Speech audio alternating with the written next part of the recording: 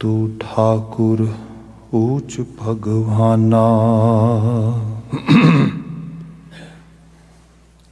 तुमरी महिमा वर्ण ना साको।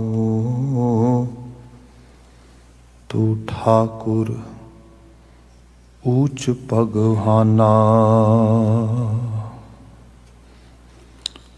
जुगो जुग अटल शब्द सतगुरु तन तन गुरु ग्रंथ साहिब जी। गुरु पातशाह जी दी अजीम अपार बख्शिश। चढ़दी सवेर असी गुरु दरबार की सुध प्राप्त कर रहे हाँ। अजे हुणे अरदास की शमूलीयत दे नाल अज दा गुरु हुकम गुरवाक ज्ञानी जी ने सानू पाठ रूप में अजे हुणे सरवण करवाया है। अगलेरा समा इन्हां पावन बचनों की व्याख्या दा है। सो आओ आसीस मुजब फतेह बुलाउणी ताकि असी व्याख्या प्रारंभ कर सकीए। वाहिगुरु जी का खालसा वाहिगुरु जी की फतेह। अज दा ये गुर शब्द राग तिलंग की रचना है। समुचा सिरनावा तिलंग कर दूजा महला पंजवा। गुरु अर्जन पातशाह जी पंचम नानक इस बचन नूं उचरित कर रहे हैं। कर दूजा इहदा संबंध गायन कला दे नाल है। जदों इस शब्द नूं सुर गोचरे तिलंग विच गाया जाए उहदे नाल ही जो थाप देनी है रिदम है जो उहदे लई दूसरे कर नूं प्रयोग विच रखना है। विचार मुख संदेश तो प्रारंभ कर रहे हैं जो कि रहा उहदा पदाया। गुरुदेव जिक्र करदे सब ऊपर पार ब्रह्म दातार तेरी टेक तेरा आधार रहाओ। सब ऊपर पार ब्रह्म दातार सीधे तौर ते अकाल पुरख वाहिगुरु रब जी दे नाल उहदी वडियाई हो रही है।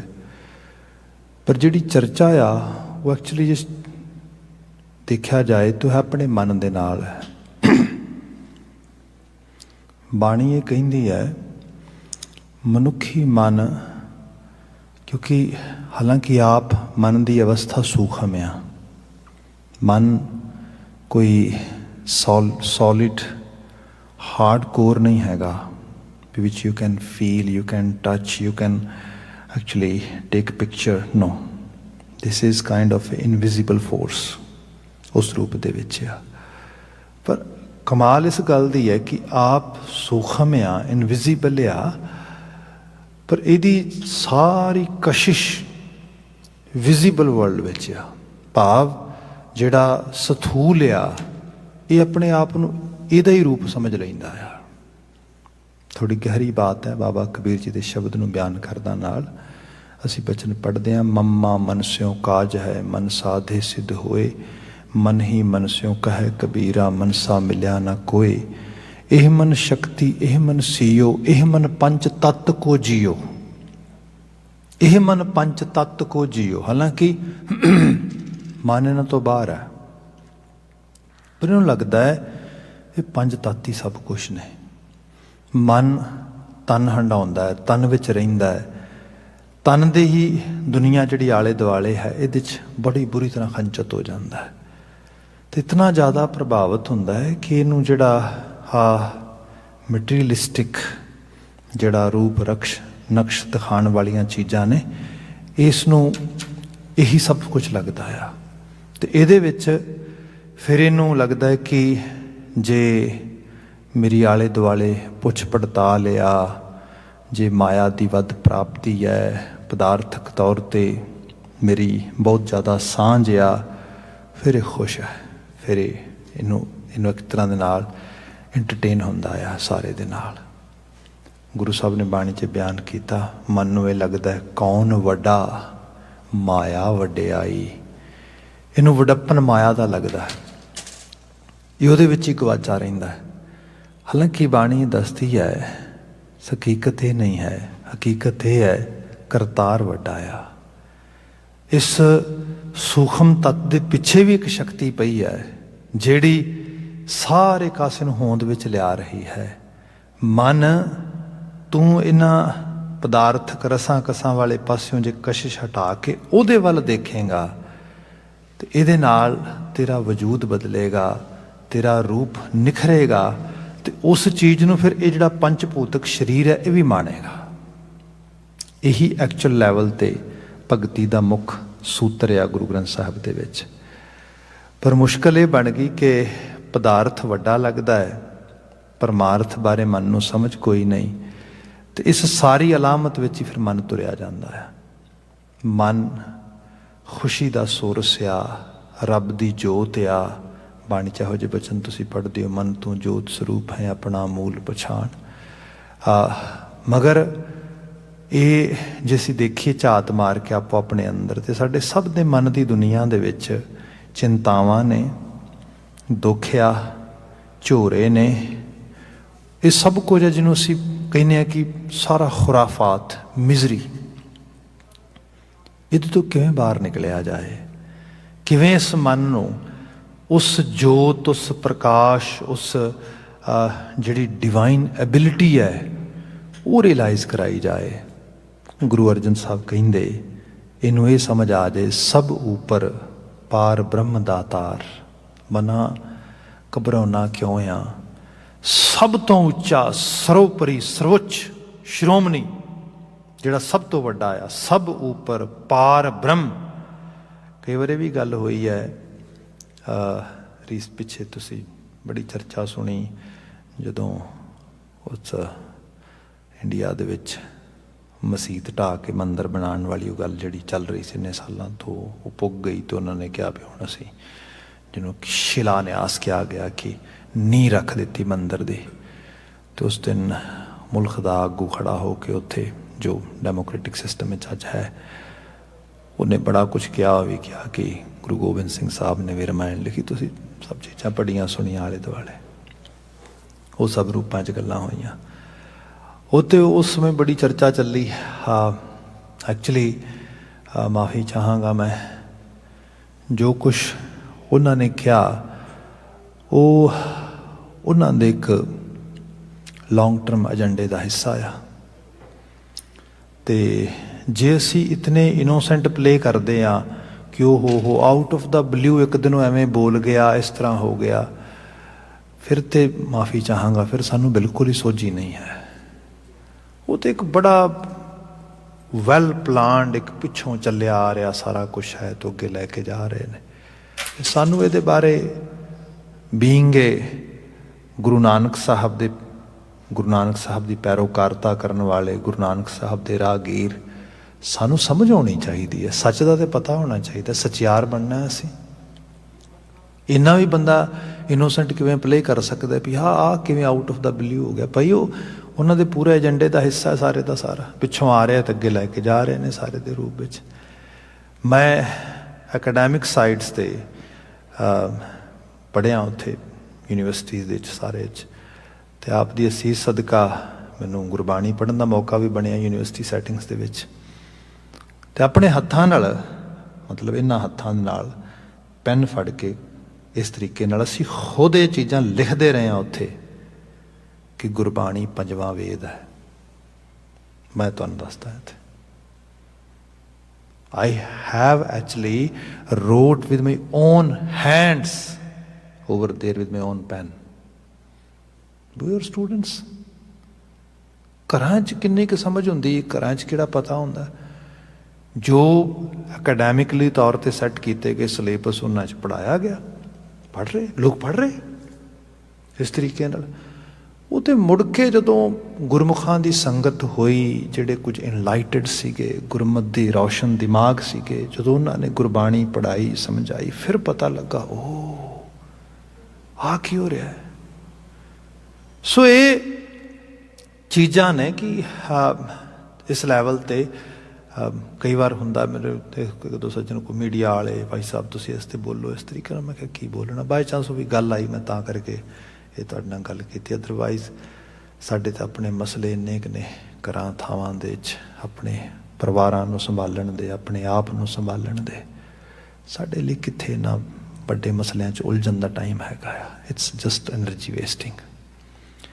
ਖੈਰ ਜਿਹੜੀ ਬੇਨਤੀ ਕਰਨ ਲੱਗਾ ਸੀਗਾ, ਕਈ ਵਾਰ ਲੋਕੀ ਕਹਿਣਗੇ what's wrong in that? If they are saying Vedic philosophy and Gurbani is equal, it's good. Don't you think it's not good? ਮਾੜਾ ਕੀ ਇਹਦੇ 'ਚ?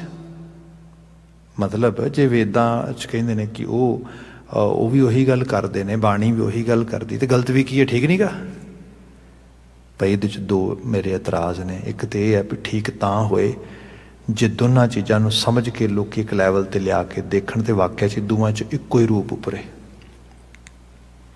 ਇੱਕ ਪੱਛਮ ਦੀ ਗੱਲ ਕਰੇ, ਇੱਕ ਪੂਰਬ ਦੀ ਗੱਲ ਕਰੇ, ਤੇ ਅਸੀਂ ਕਿਸੇ ਆਪਣੇ ਲਾਲਚ ਸਵਾਰਥ 'ਚ ਇਹ ਗੱਲ ਕਰੀਏ ਤੇ ਠੀਕ ਨਹੀਂ ਨਾ। ਜਿਹੜਾ ਸਾਰਾ ਸਨਾਤਨੀ ਧਾਰਾ ਦਾ ਉਹ ਸਭ ਕੁਛ ਆ, ਉਹ ਖੜਾ ਹੈ ਵਰਨ ਵੰਡ ਤੇ। ਇੱਕ ਜ਼ਾਤ ਸਭ ਤੋਂ ਉੱਚੀ ਹੈ, ਉਸ ਤੋਂ ਦੂਜੀ, ਉਸ ਤੋਂ ਤੀਜੀ, ਉਸ ਤੋਂ ਚੌਥੀ। ਇੱਕ ਖੜਾ ਹੈ ਮਾਨਵਤਾ ਦੀ ਸਮਾਨਤਾ ਦੇ ਉੱਤੇ। ਇੱਕ ਕਹਿੰਦਾ ਸਭ ਮੈਂ ਜੋਤ ਜੋਤ ਹੈ ਸੋਏ, ਤਿਸ ਦਾ ਚਾਨਣ ਸਭ ਮੈਂ ਚਾਨਣ ਹੋਏ। ਇੱਕ ਖੜਾ ਛੂਆ ਛੂਤ ਦੇ ਉੱਤੇ, ਖੜਾ ਬਿਲਕੁਲ ਇੱਕ ਰੂਪਤਾ ਦੇ ਉੱਤੇ। ਉਹਦੇ ਲਈ ਕੋਈ ਅਛੂਤ ਨਹੀਂ ਤੇ ਕੋਈ ਸਵਰਨ ਨਹੀਂ। ਤੇ ਖੜਾ ਜਾਤ ਪਾਤ ਦੇ ਉੱਤੇ, ਖੜਾ ਬਿਲਕੁਲ ਸਾ ਜਾਤ ਸਾ ਕਰਮ ਹੈ, ਸਾ ਜਾਤ ਸਾ ਪਾਤ ਹੈ ਜਿਹੇ ਕਰਮ ਕਮਾਏ। ਉਹ ਕਹਿੰਦਾ ਬਿਲਕੁਲ ਕਰਮ ਹੀ ਸਭ ਕੁਝ ਪ੍ਰਦਾਨ ਹੈ। ਸੋ ਇੱਥੋਂ ਰਾਤ ਦੇ ਦਿਨ ਦਾ ਫਰਕ ਆ। ਇਹ ਤੇ ਫਿਰ ਹੌਲੀ ਹੌਲੀ ਸਮਝ ਕਰਕੇ ਪਤਾ ਲੱਗਾ ਨਾ। ਫਿਰ ਸਾਰਾ ਜਿਹੜਾ ਵੈਦਿਕ ਫਲਸਫਾ ਆ ਉਹ ਬ੍ਰਹਮ ਦੀ ਗੱਲ ਕਰਦਾ ਆ। ਮਾਇਆ ਤੇ ਬ੍ਰਹਮ ਦੋ ਰੂਪ ਆਉਂਦੇ ਨੇ ਉਹਦੇ 'ਚ। ਬਿਲਕੁਲ ਲਫ਼ਜ਼ਾਂ ਦੇ ਤੌਰ 'ਤੇ ਮੈਂ ਤੁਹਾਡੇ ਸਾਹਮਣੇ ਬਿਆਨ ਕਰਦਾ। ਸਾਰਾ ਗੁਰੂ ਗ੍ਰੰਥ ਸਾਹਿਬ ਪਾਰ ਬ੍ਰਹਮ ਦੀ ਗੱਲ ਕਰਦਾ ਹੈ, ਉਸ ਬ੍ਰਹਮ ਤੋਂ ਪਾਰ ਜਾਣ ਦੀ। ਅੱਜ ਵੀ ਤੁਹਾਡੇ ਸਾਹਮਣੇ ਲਫ਼ਜ਼ ਆ ਰਿਹਾ, ਸਭ ਉੱਪਰ ਪਾਰ ਬ੍ਰਹਮ ਦਾਤਾਰ।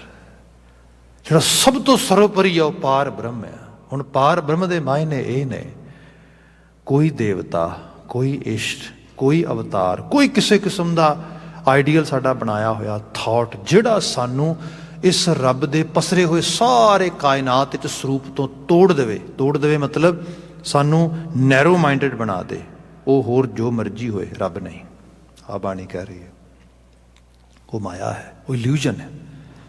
ਇਹਨੂੰ ਗੁਰੂ ਅਮਰਦਾਸ ਸਾਹਿਬ ਨੇ ਇਸ ਤਰ੍ਹਾਂ ਲਿਖਿਆ। ਸਭ ਜ਼ਿਕਰ ਕਰਦੇ, ਗੁਰੂ ਅਮਰਦਾਸ ਸਾਹਿਬ ਦੇ ਬਚਨ ਅਸੀਂ ਪੜ੍ਹਦੇ ਕਿ ਇਹ ਮਾਇਆ ਜਿਤ ਹਰ ਵਿਸਰੈ ਮੋਹ ਉਪਜੈ ਭਾਉ ਦੂਜਾ ਲਾਇਆ। ਉਹ ਹਰ ਚੀਜ਼ ਮਾਇਆ ਆ, ਜਿਤ ਹਰ ਵਿਸਰੈ, ਜਿਹਦੇ ਦਰਮਿਆਨ ਆਉਣ ਦੇ ਨਾਲ ਹਰੀ ਵਿਸਰ ਜਾਏ। ਬੜਾ ਇੱਕ ਜਿਹੜਾ ਹੈਗਾ ਇਸਲਾਮਿਕ ਲਿਟਰੇਚਰ 'ਚ ਇੱਕ ਬੜੀ ਕਮਾਲ ਦੀ ਐਗਜ਼ਾਮਪਲ ਦਿੱਤੀ ਜਾਂਦੀ ਹੈ, ਮੈਂ ਵੀ ਕਈ ਵਾਰ ਕੋਟ ਕਰਦਾ ਉਹਨੂੰ। ਉਹ ਚਾਹੁੰਦਾ ਹੈ ਕਿ ਕਹਿੰਦੇ ਨੇ ਕਿ ਇੱਕ ਬੜਾ ਉਹਨਾਂ ਦਾ ਦਾਨਿਸ਼ਮੰਦ, ਉਹ ਕਿਤੇ ਰਾਤ ਨੂੰ ਸੁੱਤਾ ਆ ਤੇ ਸੁੱਤੇ ਪਏ ਨੂੰ ਸੁਪਨਾ ਆਉਂਦਾ ਹੈ। ਜਦੋਂ ਸੁਪਨਾ ਆਉਂਦਾ ਹੈ ਤੇ ਸੁਪਨੇ ਦੇ ਵਿੱਚ ਉਹ ਇੱਕ ਐਸੀ ਜਗ੍ਹਾ 'ਤੇ ਪਹੁੰਚ ਜਾਂਦਾ, ਜਿਹੜੀ ਜਗ੍ਹਾ ਬੜੀ ਉਹਨੂੰ ਮਤਲਬ ਜਿਹੜੀ ਹੈ ਤਿਲਸਮਕਾਰੀ ਲੱਗਦੀ ਹੈ। ਇੱਕ ਬੜਾ ਲੰਮਾ ਚੌੜਾ ਰਾਹ ਆ, ਬੜਾ ਖੂਬਸੂਰਤ ਬਣਿਆ ਹੋਇਆ, ਤੇ ਉਹਦੇ ਉੱਤੇ ਤੁਰਿਆ ਜਾਂਦਾ। ਤੁਰੇ ਜਾਂਦੇ ਨੂੰ ਆਵਾਜ਼ਾਂ ਆਉਣੀਆਂ ਸ਼ੁਰੂ ਹੁੰਦੀਆਂ ਨੇ, ਢੋਲ ਦੀਆਂ, ਮ੍ਰਿਦੰਗ ਦੀਆਂ, ਵਾਜਿਆਂ ਦੀਆਂ, ਫਰੇਰੀਆਂ ਦੀਆਂ, ਬੰਸਰੀਆਂ ਦੀਆਂ, ਬੀਨਾਂ ਦੀਆਂ, ਬੜਾ ਸੰਗੀਤ ਵੱਜ ਰਿਹਾ ਹੈ। ਉਹ ਜਿਹੜਾ ਸੰਗੀਤ ਆ ਹੌਲੀ ਹੌਲੀ ਲਾਊਡ ਹੋਣਾ ਸ਼ੁਰੂ ਹੋ ਜਾਂਦਾ ਹੈ। ਉਹ ਫਿਰ ਜਦੋਂ ਲਾਊਡ ਹੁੰਦਾ ਤੇ ਫਿਰ ਉਹ ਸੰਗੀਤ ਜਿਹੜੇ ਵਜਾ ਰਹੇ ਨੇ ਲੋਕ, ਫਿਰ ਉਹ ਵੀ ਦਿਸਣੇ ਸ਼ੁਰੂ ਹੋ ਜਾਂਦੇ ਨੇ। ਕਾਫਲਾ ਆ ਰਿਹਾ ਉਸ ਰਸਤੇ ਦੇ ਉੱਤੇ। ਉਦੋਂ ਕਾਫਲੇ ਨੂੰ ਵੇਖਦਾ, ਫਿਰ ਉਹ ਖੜ ਜਾਂਦਾ ਤੇ ਉਹ ਕਹਿੰਦਾ ਦੇਖਦੇ ਆ ਕਾਫਲਾ ਕਿਹਦਾ ਆ, ਇੰਨਾ ਸੰਗੀਤ ਵੱਜ ਰਿਹਾ, ਇੰਨੀਆਂ ਜੈ ਜੈਕਾਰ ਦੀਆਂ ਆਵਾਜ਼ਾਂ ਆ ਰਹੀਆਂ ਨੇ। ਜਿਵੇਂ ਜਿਵੇਂ ਕਾਫਲਾ ਨੇੜੇ ਆਉਂਦਾ ਆ ਤੇ ਉਹ ਜਿਹੜੀਆਂ ਚੁੱਲ ਰਹੀਆਂ ਤੁਜਾ ਨੇ, ਜਿਹੜੇ ਇਸ ਤਰੀਕੇ ਨਾਲ ਵੱਜ ਰਹੇ ਵਾਜੇ ਨੇ, ਉਹ ਆਵਾਜ਼ਾਂ ਜਦੋਂ ਕੰਨਾਂ 'ਚ ਪੈ ਰਹੀਆਂ ਸੀਗੀਆਂ ਹੁਣ ਦਿਸ ਰਹੇ ਨੇ। ਦੇਖਦਾ ਨੇੜੇ ਆਉਂਦੇ ਲੋਕਾਂ ਨੂੰ ਤੇ ਪਤਾ ਲੱਗਦਾ ਲੋਕ ਸਿਜਦੇ ਕਰ ਰਹੇ ਨੇ, ਜੈ ਜੈਕਾਰ ਕਰ ਰਹੇ ਨੇ, ਵਾਜੇ, ਢੋਲੀਆਂ, ਢੋਲਕੀਆਂ, ਮ੍ਰਿਦੰਗ ਵਜਾ ਰਹੇ ਨੇ, ਤੇ ਉਹ ਸਾਰਾ ਕੁਝ ਇੱਕ ਸ਼ਖਸ ਦੇ ਦੁਆਲੇ ਕਰ ਰਹੇ ਨੇ। ਉਹ ਪੁੱਛਦਾ ਹੈ ਕੌਣ ਆ ਜਿਹਦੀ ਇੰਨੀ ਜੈ ਜੈਕਾਰ ਆ? ਜਿਹਨੂੰ ਤੁਸੀਂ ਇੰਨਾ ਸਤਿਕਾਰ ਰਹੇ ਹੋ, ਇੰਨਾ ਪਿਆਰ ਰਹੇ ਹੋ, ਆਖਰਕਾਰ ਕੌਣ ਆ? ਤੇ ਉਹ ਕਹਿੰਦਾ ਤੈਨੂੰ ਨਹੀਂ ਪਤਾ? ਉਹ ਕਹਿੰਦਾ ਨਹੀਂ, ਤਾਂ ਹੀ ਤੇ ਪੁੱਛ ਰਿਹਾ। ਉਹ ਕਹਿੰਦਾ ਇਹ ਹਜ਼ਰਤ ਮੂਸਾ ਆ। ਉਹ ਕਹਿੰਦਾ ਹਾਂ, ਕਿਸੇ ਹਜ਼ਰਾਤ ਦੀ ਇੰਨੀ ਜੈ ਜੈਕਾਰ ਹੋਣੀ ਚਾਹੀਦੀ ਹੈ, ਇਹ ਬੜੀ ਵਧੀਆ ਗੱਲ ਹੈ। ਖੈਰ, ਉਹ ਕਹਿੰਦਾ ਉਹ ਕਾਫਲਾ ਲੰਘ ਜਾਂਦਾ ਹੈ, ਫਿਰ ਇੱਕ ਦੂਸਰਾ ਕਾਫਲਾ ਹੁੰਦਾ ਹੈ, ਉਸ ਤੋਂ ਵੀ ਵੱਡਾ ਹੁੰਦਾ ਹੈ, ਉਸ ਤੋਂ ਵੀ ਜ਼ਿਆਦਾ ਢੋਲ ਵੱਜਦੇ ਨੇ, ਉਸ ਤੋਂ ਵੀ ਜ਼ਿਆਦਾ ਮਿਰਦੰਗ, ਉਸ ਤੋਂ ਜ਼ਿਆਦਾ ਫਰੇਰੀਆਂ, ਉਸ ਤੋਂ ਜ਼ਿਆਦਾ ਉੱਥੇ ਜੈ ਜੈਕਾਰ ਹੁੰਦੀ ਹੈ। ਉਹ ਫਿਰ ਪੁੱਛਦਾ ਇਹ ਕਾਫਲਾ ਕਿਹਦਾ? ਉਹ ਕਹਿੰਦੇ ਹਜ਼ਰਤ ਈਸਾ ਦਾ ਆ। ਉਹ ਕਹਿੰਦਾ ਹਾਂ, ਇਹੋ ਜਿਹੇ ਹਜ਼ਰਾਤ ਦੀ ਇੰਨੀ ਜੈ ਜੈਕਾਰ, ਇੰਨੀ ਉਮਤ ਮੰਨਣ ਵਾਲੀ ਹੋਣੀ ਚਾਹੀਦੀ, ਇੰਨੇ ਕਾਫਲੇ ਹੋਣੇ ਚਾਹੀਦੇ ਨਾਲੇ ਦੁਆਲੇ ਉਹਨਾਂ ਦੇ। ਉਹ ਕਹਿੰਦਾ ਇਹੋ ਜਿਹੇ ਕਰਦਿਆਂ ਕਈ ਕਾਫਲੇ ਲੰਘ ਜਾਂਦੇ। ਉਹ ਆਪਣੇ ਆਪ ਨੂੰ ਬੜਾ ਧਨਭਾਗੀ ਸਮਝਦਾ ਹੈ, ਬੜੇ ਵਧੀਆ ਰਾਹ 'ਤੇ ਬੈਠਾ ਵਾਂ, ਐਸੇ ਐਸੇ ਹਜ਼ਰਾਤ ਦੇ ਇੱਥੇ ਜਿਹੜੇ ਦਰਸ਼ਨ ਹੋ ਰਹੇ ਨੇ, ਕਮਾਲ ਹੋ ਰਹੀ ਹੈ। ਤਾਂ ਇਹ 'ਤੇ ਕੀ ਦੇਖਦਾ ਆ? ਇੱਕ ਸ਼ਖਸ ਇਕੱਲਾ ਹੀ ਤੁਰਿਆ ਹੁੰਦਾ, ਬਿਲਕੁਲ ਇਕੱਲਾ, ਕੋਈ ਢੋਲ ਨਹੀਂ, ਕੋਈ ਵਾਜੇ ਨਹੀਂ, ਕੋਈ ਮਿਰਦੰਗ ਨਹੀਂ, ਕੋਈ ਤੁਜਾ ਨਹੀਂ, ਕੋਈ ਜੈ ਜੈਕਾਰ ਵੀ ਨਹੀਂ ਹੋ ਰਹੀ। ਜਦੋਂ ਉਹਦੇ ਕੋਲ ਆਉਂਦਾ ਆ ਤੇ ਉਹਨੂੰ ਪੁੱਛਦਾ ਆ, ਕਹਿੰਦਾ ਇਸ ਰਾਹ 'ਤੇ ਵੱਡੇ ਵੱਡੇ ਹਜ਼ਰਾਤ ਆ ਰਹੇ ਸਨ, ਉਹਨਾਂ ਦੀ ਉਮਤ ਆ ਰਹੀ ਸੀ, ਉਹਨਾਂ ਦੀ ਜੈ ਜੈਕਾਰ ਹੋ ਰਹੀ ਸੀ। ਆਖਰਕਾਰ ਤੂੰ ਬਦਕਿਸਮਤ ਕੌਣ ਜਿਹੜਾ ਇਕੱਲਾ ਹੀ ਆ ਰਿਹਾ? ਕੋਈ ਅੱਗੇ ਝੰਡੇ ਝੁਲਾਉਣ ਵਾਲਾ ਨਹੀਂ, ਕੋਈ ਜੈ ਜੈਕਾਰ ਕਰਨ ਵਾਲਾ ਨਹੀਂ, ਕੋਈ ਕਿਸੇ ਕਿਸਮ ਦੀ ਜਿਹੜੀ ਹੈ ਕੋਈ ਤੇਰੇ ਵਾਸਤੇ ਵਾਜੇ ਫਰੇਰੀਆਂ ਵਜਾਉਣ ਵਾਲਾ ਨਹੀਂ, ਤੂੰ ਕੌਣ ਆ?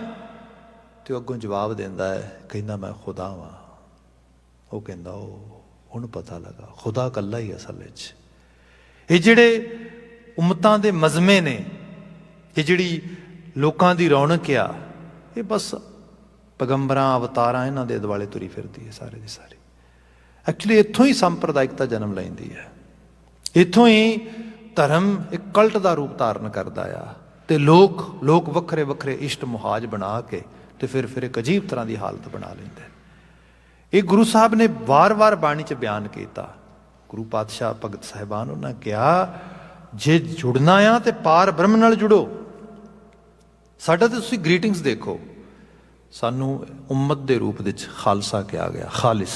ਤੁਸੀਂ ਖਾਲਿਸ ਲਫ਼ਜ਼ ਦੇ ਸ਼ਬਦਕੋਸ਼ ਅਰਥ ਪੜ੍ਹੋ ਤੇ ਪਤਾ ਲੱਗੇਗਾ ਉਹ ਸਰਜ਼ਮੀਨ, ਉਹ ਪ੍ਰਾਪਰਟੀ, ਉਹ ਸਟੇਟ ਜਿਹਦਾ ਸੰਬੰਧ ਡਾਇਰੈਕਟਲੀ ਸਟੇਟ ਦੇ ਓਨਰ ਨਾਲ ਹੁੰਦਾ, ਲਾਰਡ ਨਾਲ, ਸਟੇਟ ਦੇ ਜਿਹੜਾ ਹੈਗਾ ਰਾਜੇ ਨਾਲ ਹੁੰਦਾ ਆ। ਸਾਰੀ ਸਟੇਟ, ਸਾਰਾ ਕਾਸਮੋ, ਸਾਰੇ ਦੇ ਸਾਰਾ ਕਾਸਮਿਕ ਉਸ ਕਰਤਾਰ ਤੋਂ ਬਿਲੋਂਗ ਕਰਦਾ ਆ।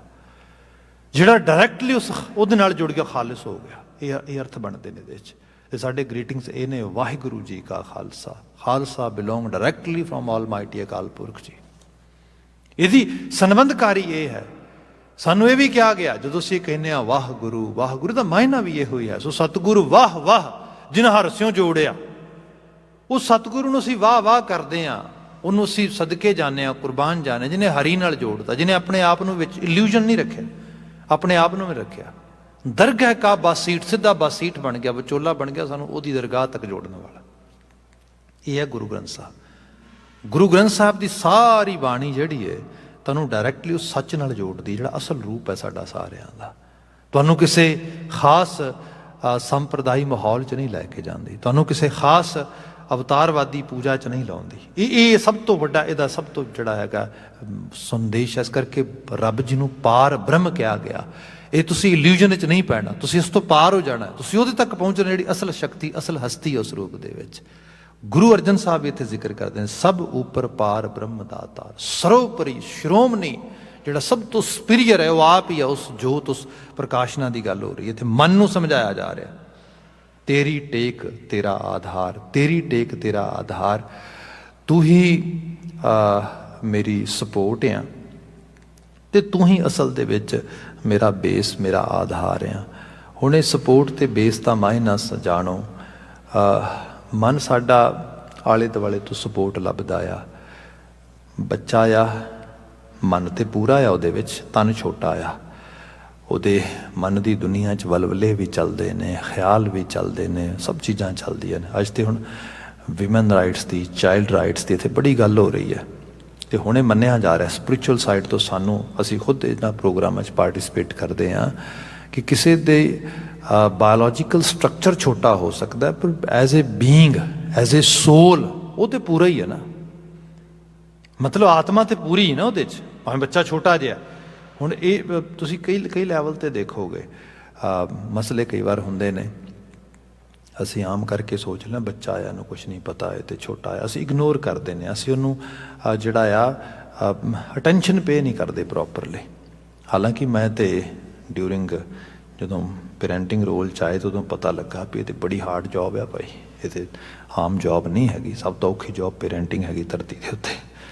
ਕਿਸੇ ਇੰਡੀਵਿਜੂਅਲ ਨੂੰ ਆਪਣੇ ਜੈਨੇਟਿਕ ਮੇਕਅਪ ਨੂੰ ਤੁਸੀਂ ਧਰਤੀ 'ਤੇ ਲੈ ਕੇ ਆਉਂਦੇ ਹੋ ਤੇ ਫਿਰ ਉਹਨੂੰ ਤੁਸੀਂ ਜ਼ਿੰਦਗੀ ਸਿਖਾਉਣੀ ਹੁੰਦੀ ਹੈ, ਕਿਉਂਕਿ ਹੈ ਤਾਂ ਕ੍ਰੀਚਰ ਹੀ ਇਕੱਲਾ। ਅਤੇ ਉਹਦੇ ਲਈ ਫਿਰ ਬਹੁਤ ਕੁਛ ਰੂਪ ਜਿਹੜਾ ਹੈਗਾ ਤੁਹਾਡੀ ਐਫਰਟ ਲੱਗਦੀ ਹੈ, ਤੁਹਾਡਾ ਸਭ ਚੀਜ਼ਾਂ ਲੱਗਦੀਆਂ ਨੇ। ਖੈਰ ਉਹਦੇ 'ਚ ਜਦੋਂ ਮੈਂ ਉਸ ਪਾਸੇ ਗਿਆ, ਫਿਰ ਕਿਉਂ ਰੀਜ਼ਨ ਹੈ ਉਸ ਸਮੇਂ ਮੈਂ ਕਾਉਂਸਲਿੰਗ ਵਿੱਚ ਪੜ੍ਹਾਈ ਉਸ ਸਮੇਂ ਸ਼ੁਰੂ ਕੀਤੀ, ਤਾਂ ਪਤਾ ਇਹ ਲੱਗ ਰਿਹਾ ਕਿ ਅਸੀਂ ਸੋਚਦੇ ਹਾਂ ਬੱਚਾ ਜਦੋਂ 17-18 ਸਾਲ ਦਾ ਮੈਚਿਓਰ ਹੋ ਜਾਏਗਾ ਉਦੋਂ ਨੂੰ ਕੁਝ ਸਮਝਾਵਾਂਗੇ। That we have in back of our mind as a parent most of the time.